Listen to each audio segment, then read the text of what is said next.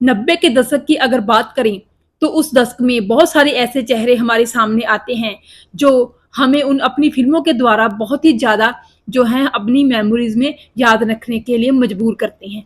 लेकिन उस सारे चेहरों में से कई चेहरे ऐसे हैं जिनको हम भूल जाते हैं, लेकिन जब उनकी कोई फ़िल्म या उनकी किसी फ़िल्म का गीत हमारे सामने आता है, तो हम तभी उनको याद करते हैं। ऐसे ही एक अभिनेत्री थी बॉलीवुड में, जो आजकल नहीं हैं, जिन्होंने अपनी सादगी, अपनी प्यारी सी मुस्कान, अपनी खूबसूरती से सबका ध्यान अपनी तरफ केंद्रित किया था। वो अभिनेत्री थी 1999 में एक फ़िल्म आई थी सिर्फ तुम। उस फ़िल्म में काम करने वाली अभिनेत्री प्रिया गिल।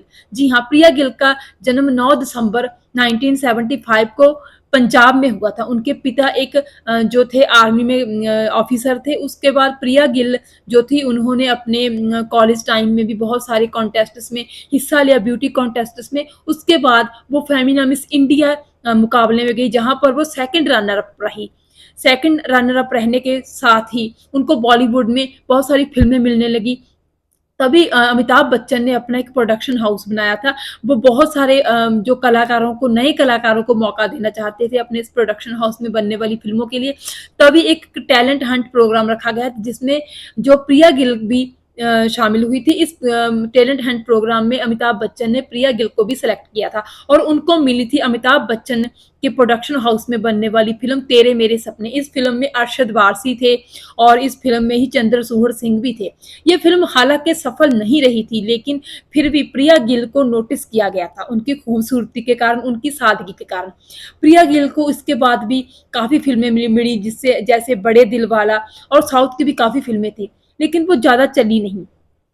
फिर उनको मिली 99 में फ़िल्म सिर्फ तुम। ये फ़िल्म बोनी कपूर बना रहे थे, और इस फ़िल्म में मेन लीड हीरो के रोल में थे बोनी कपूर के भाई संजय कपूर। इस फ़िल्म जो ये फ़िल्म थी, जो वो लॉन्ग डिस्टेंस रिलेशनशिप पर आधारित थी, एक लव स्टोरी थी, और सुष्मिता सेन का भी एक रोल था इस फ़िल्म में, लेकिन मेन लीड में संजय कपूर और प्रिया गिल थे। प्रिया गिल की भोली-भाली सी आँखें और खूबसूरती, मासूमियत, सादगी सभी लोगों को उस तरफ, अपनी तरफ उसने अट्रैक्ट किया था। इस फ़िल्म ने बॉक्स ऑफिस पर बहुत ज़्यादा कामयाबी हासिल की थी। फ़िल्म के गीत भी बहुत ही ज़्यादा अच्छे थे, और इस फ़िल्म ने कामयाबी के सारे रिकॉर्ड तोड़ दिए थे।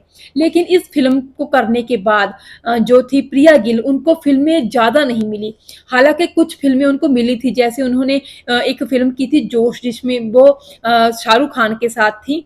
शाहरुख खान के अपोज़िट रोल थी। इस फ़िल्म में जो ऐश्वर्या राय थी, वो शाहरुख खान की बहन बनी हुई थी, और इस फ़िल्म में चंद्रचूड़ सिंह भी थे। इस फ़िल्म के बाद भी उन्होंने बॉलीवुड में फ़िल्में की, लेकिन ज़्यादा फ़िल्में नहीं मिली। कहा जाता है कि बॉलीवुड में जैसा होता है, जो डायरेक्टर थे चाहते थे कि उनसे वो बोल्ड सीन करवाना चाहते थे, उनसे अंग प्रदर्शन करवाना चाहते थे।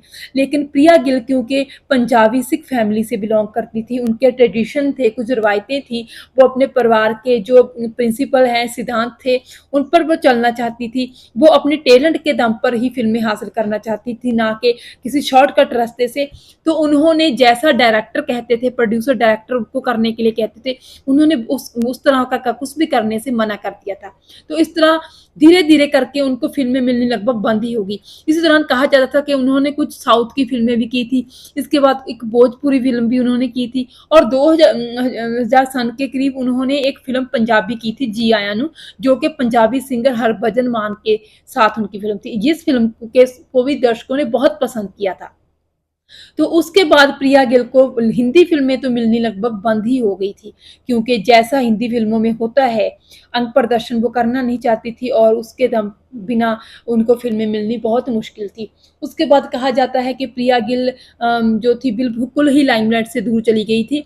एक बार उसके बाद क्या हुआ था कि प्रिया गिल हैं, उनकी एक फ़ोटो वायरल हुई थी टेलीविज़न पर। कहा जा रहा था कि प्रिया गिल की हालत इतनी ज़्यादा बुरी है कि वो गुरुद्वारा में लंगर शक्कर खाना खाकर ही अपना गुज़ारा कर रही थी। लेकिन बाद में प्रिया गिल ने इस फ़ोटो के बारे में बताया कि ये फ़ोटो बिल्कुल झूठी है। दरअसल वो गुरुद्वारा में गई थी, वहाँ पे बच्चों को खाना खिला रही थी, गुरुद्वारा साहिब में सेवा कर रही थी। तो इसी फ़ोटो को झूठा सच्चा कुछ ना कुछ लगाकर एडिट कर ये बताया गया कि प्रिया गिल की हालत बहुत बुरी है। तो उसके बाद प्रिया गिल का दिल इतना ज़्यादा टूट गया बॉलीवुड के प्रति और मीडिया के प्रति कि वो लाइमलाइट से बिल्कुल ही दूर चली गई। आज प्रिया गिल कहाँ हैं उसके बारे में किसी को कुछ नहीं पता। कुछ समय पहले प्रिया गिल के एक फैन ने उनके साथ अपनी एक फ़ोटो की थी इस सोशल मीडिया पर अपलोड। वो जो थी फ़ोटो वो दुबई की थी। तो उस वक़्त कहा जा रहा था कि प्रिया गिल शायद दुबई में रहती हैं। लेकिन उसके बाद उनके एक और फैन थे जो कि किसी होटल के मालिक थे। तो उन्होंने फ्रांस में प्रिया गिल के साथ अपनी एक फ़ोटो सोशल मीडिया पर अपलोड की थी। तो इस तरह यकीनी तौर पर और पुख्ता तौर पर कुछ भी नहीं कहा जा सकता कि प्रिया गिल आजकल कहाँ हैं, किस हाल में रह रही हैं।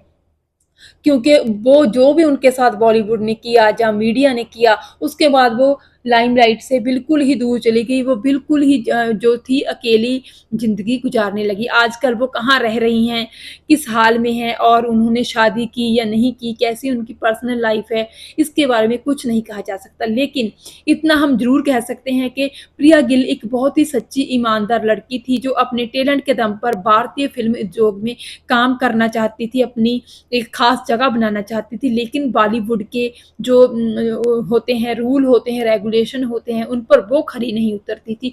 तो उन्होंने बॉलीवुड से दूर जाना ही बेहतर समझा। इस तरह ये अभिनेत्री अपनी एक फ़िल्म के ज़रिए ही हमारी यादों में ज़रूर बसती है। आज भी जब हम सिर्फ़ तुम मूवी के कोई गाना सुनते हैं, तो हमें अभिनेत्री प्रिया गिल की याद ज़रूर आती है। वो आज भी हमारी यादों में बसती हैं। बॉलीवुड के और भी बहुत सारे किस्से कहानियाँ जानने के लिए आप मेरे चैनल को सब्सक्राइब ज़रूर कर दीजिएगा ताकि मैं मोटिवेशनल होकर आपके लिए कुछ और भी अच्छी वीडियो बना सकूँ। फिर मिलेंगे किसी नई वीडियो में, तब तक के लिए नमस्कार।